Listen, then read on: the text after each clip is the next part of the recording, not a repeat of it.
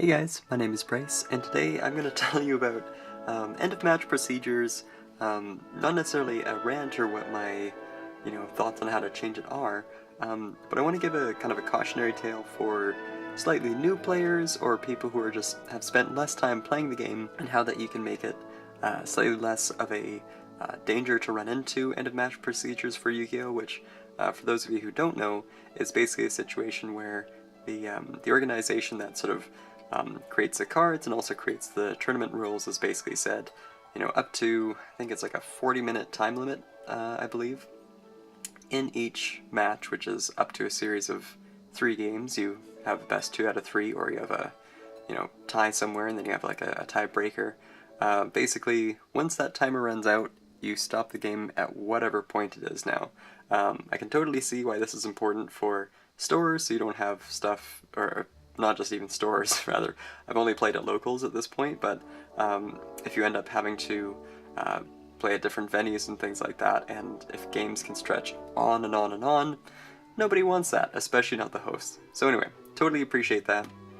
Now, one thing that has been an issue for some players online, which I fortunately have not found, is the issue of slow play, where certain players will have massive combos that they need to use a certain amount of cards to achieve what they want, but it's deliberately a little bit hesitant, and so that quickly, counts up time for the clock, and then they'll just end up using some sort of damage that is slightly unconventional and sometimes a bit cheesy in order to win over their opponent. Now, fortunately in my case, I actually did not face that last issue. All my opponents were, well played and had good sportsmanship, basically. However, the thing is actually very much on me in terms of one game in particular, and maybe a few other ones in the past, but primarily one is a great example of how, as a newer player, since I've only been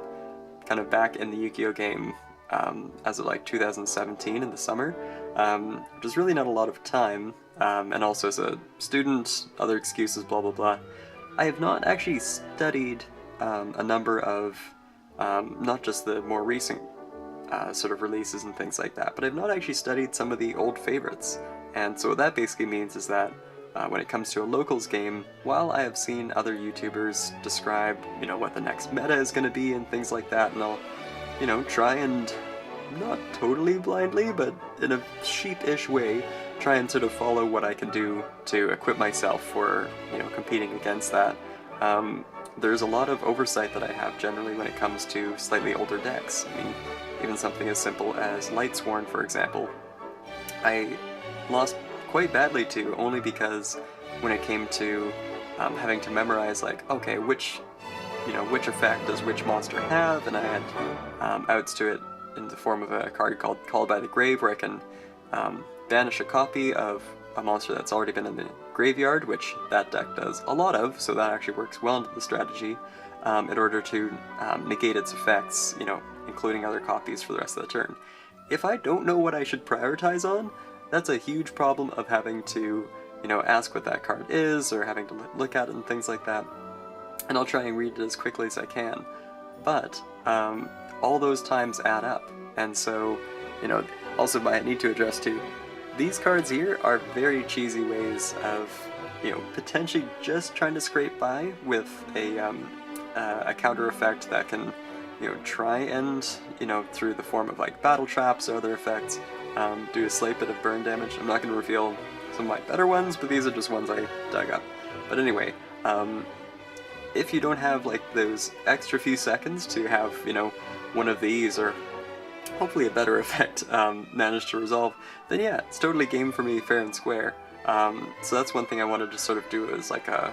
public service announcement for newer players, is do not overlook some of the older decks that are going to be much more likely to be played at locals, because simply just lacking that card familiarity to really realize, oh yeah, so that's how that will operate. And same goes for new decks too, where I really underestimated the strength of a For Hire deck, for example, where after hearing about so many people saying, oh, it's, this deck that can't be taken seriously, it just spams a lot of monsters, and that's what it's mostly good for, I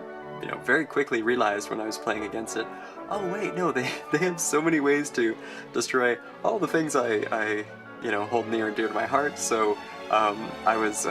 definitely overwhelmed by that. And when it came time to using effects that would negate, out of a series of monsters I could select from, not knowing that really definitely cost me that game. And so